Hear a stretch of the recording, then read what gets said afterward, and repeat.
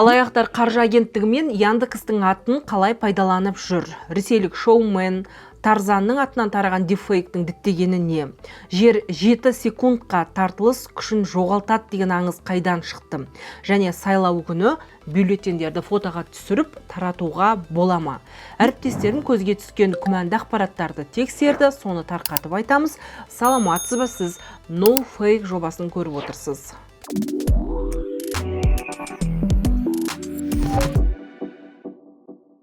Бүгінгі шығарылымды қалтаңызға қауіп төндіретін қаржылық алаяқтықтан бастаймыз. Қаржы нарығын реттеу және дамыту агенттігі шұғыл ескерту жасады. Желіде ведомствоның атына жасалған құжат тараған. Алаяқтарға алданған ақшаңызды немесе криптоәмияннан қаражатыңызды қайтарып береміз деп жұртты кезекті рет тақырға отырғызбақшы. Осындай хабарлама алған азаматтың бірі агенттікке өтініш арқылы хат жазып ескерткен. Қаржы агенттігі ешқашан жеке тұлғалардан жоғалтылған ақшасын қайтарумен айналыспайды және ешқандай да делдалдарға көмектеспейді. Мұндай хат алсаңыз 100% алаяқтық. Интернетте тараған құжат агенттіктің ресми құжаты емес деп ақпаратта таратты ведомствоның баспасөз қызметі. Сондықтан қаржы нарығын реттеу және дамыту агенттігінің атын жамылған жанашыр көрсеңіз, оған сенбеңіз. Бұл ғана емес, Яндекс жеткізуші сервисінің атын жамылған Мамонт схемасы да қайта жанданды. Бұл туралы ресейлік бұқаралық ақпарат құралдары жазды, материалда Қазақстанда аталған. Әріптестерім ақпаратты тексеру үшін еліміздің ішкі істер министрлігіне хабарласты. Ведомство мұндай дерек тіркелген жоқ деп жауап берді. Яғни, алдандым немесе күмәнді хабарлама алдым деп ешкім полицияға арыз шағым жазбаған. Бірақ бұл Мамонт схемасының Қазақстанға қатысы жоқ деген сөз емес. Алдымен бұл схема қалай жұмыс істейді, соған тоқталайық. Ресейлік басылым F6 киберқауіпсіздік сарапшыларының дерегіне сүйеніп, аталған схема арқылы 2024 жылдың шілдесінен 25 жылдың желтоқсанына дейін аралықта қаскөйлер 1 миллиард рубльден астам қаражат жымқырғанын айтады. Зардап шеккен әрбір адам орташа шығыны 11 мың рубльге жеткен. Бұл телефон алаяқтықтан кейінгі екінші орында тұр. Алаяқтық схема екі жолмен жүзеге асады. Бірінші, сатушыларды алдау қаскөй сатып алушы ретінде хабарландыру жариялайды, келісімді Яндекс жеткізуші арқылы рәсімдеуді ұсынады.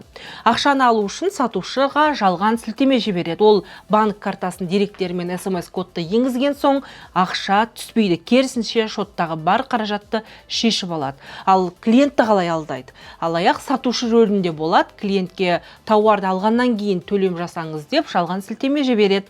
Айтқанын бұлжытпай орындасаңыз, сіз де шотыңыздағы бар ақшадан айырыласыз. Сонымен біз Яндекстің өзіне хабарластық. Мұндай жағдай шынымен де бар, Қазақстанда және басқа елдерде де. Алаяқтар сенімге кіру үшін Яндекс жеткізуші сияқты атауларды пайдаланады деп жауап берді компанияның тұтынушыларға қолдау көрсету қызметі. Сонымен қатар олар тұтынушыларына ешқашанда қоңырау шалмайтынын, код сұрамайтынын ескертті.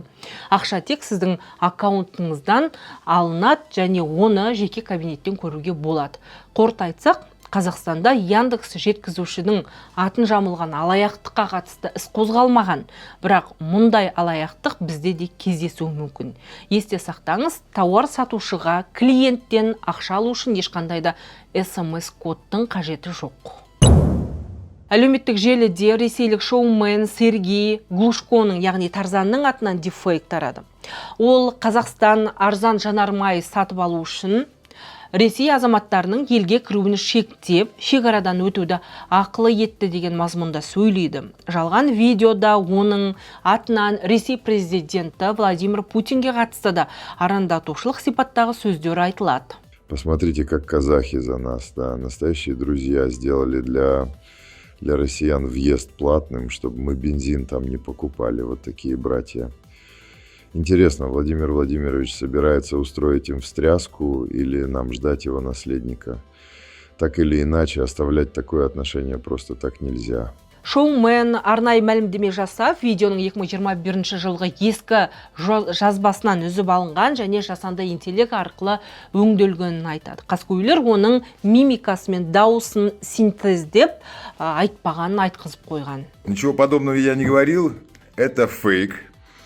Я нашел публикацию, на основе которой был сделан этот фейк. Потрудитесь потратить 2 минуты.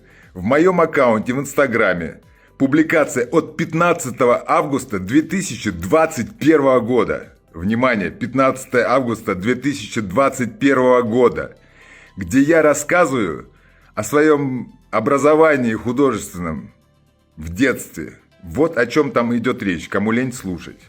А не то, что мне вложили в уста нейроночкой. Қазақстанда шынымен де биыл 21 мамырдан бастап бензин мен дизель отын автокөлікпен шығаруға уақытша тыйым салынған, яғни дипфейк. Авторлар осы шектеуді пайдаланып, оған Тарзанның атынан арандатушылыққа барып отыр.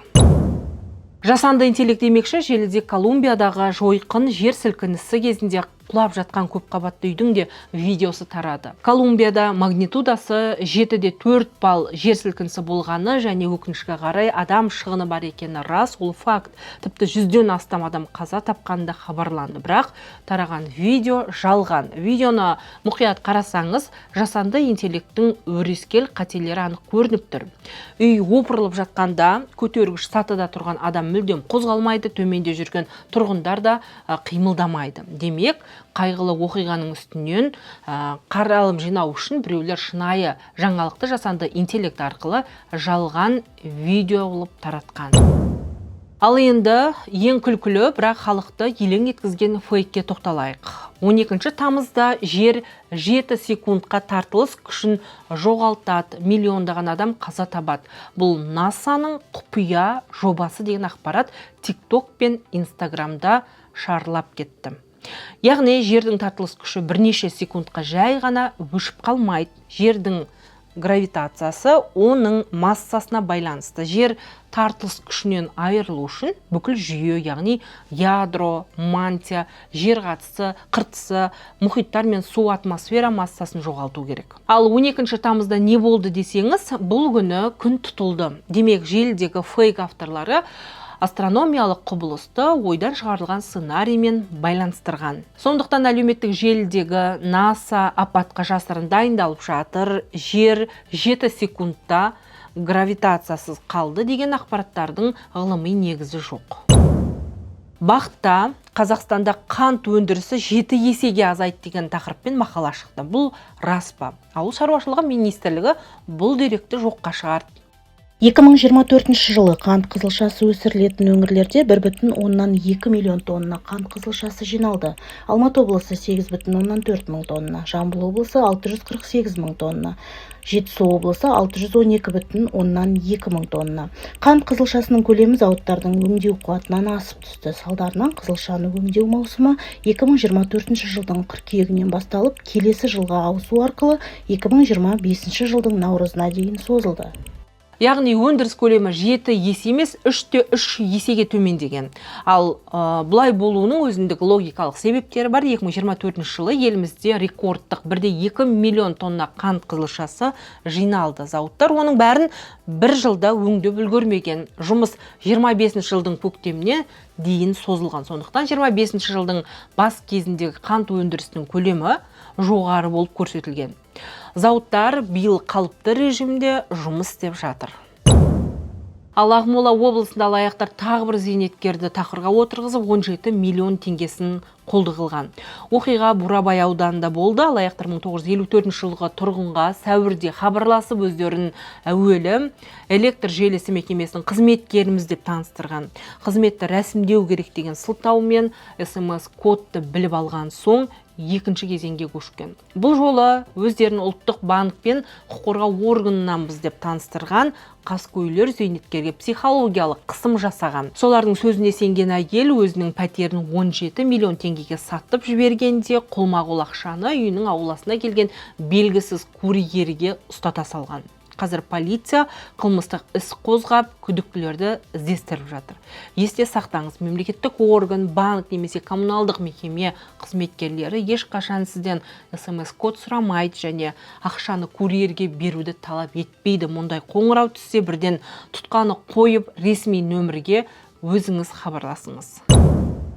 Әлеуметтік желіде Астана-Щучинск тас жолында жылдамдықты асырған жүргізуші жанындағы жолаушы қызбен сүйісіп отырған сәті камераға түсіп қалған деген фото тарады. Және оны қызу талқылады. Сіз де көрген боласыз. Тіпті әлеуметтік желі қолданушылар бұл кадрды 43 мың теңгелік қымбат фотосессия деп те атап кетті. Алайда Ақмола облыстық полиция департаменті бұл суреттің шындыққа жанаспайтынын хабарлады. Іс жүзінде бұл кадр жасанды интеллект арқылы құрастырылған кезекті фейк. Еске сала кетейік, елімізде жасанды интеллект туралы заңға сәйкес нейрожелі арқылы жасалған кез келген сурет немесе видео жиі көмегімен жасалған деген арнайы таңба болуы тиіс. Мұндай белгісіз контент халықты адастыру үшін жасалатынын ұмытпаңыз. Маңызды құқықтық ескертумен аяқтайық. Сайлау қарсаңында желі қолданушылары арасында дауыс беру кабинкасында бюллетендерді суретке немесе видеоға түсіріп, желіге жариялауға бола ма деген сұрақты жиі қойып жүр. Орталық сайлау комиссиясы да, заңгерлер де нақты жауап берді. Бұған қатаң тыйым салынған. Сайлау туралы заңның 27-ші бабына сәйкес дауыс беру құпиясын сақтау үшін толтырылған бюллетендерді фото, видеоға түсіруге және таратуға болмайды. Бұл үгіт-насихат ережелерін бұзу болып саналады және әкімшілік құқық бұзушылық туралы кодекстің 102-ші бабы бойынша 15-тен 35 айлық есептік көрсеткішке дейін айыппұл салынуы мүмкін. Сондай-ақ тұрғын үйлердің, подъезд, лифттеріне партиялардың үгіт материалдарын рұқсатсыз жапсыруға да болмайды. Ол үшін тұрғындардың немесе ғимарат иесінің келісімі болуы тиіс. Менің айтайын дегенім осы, ақпаратты оң ойланып қабылдаңыз, алдануға асықпаңыз, жүздескенше.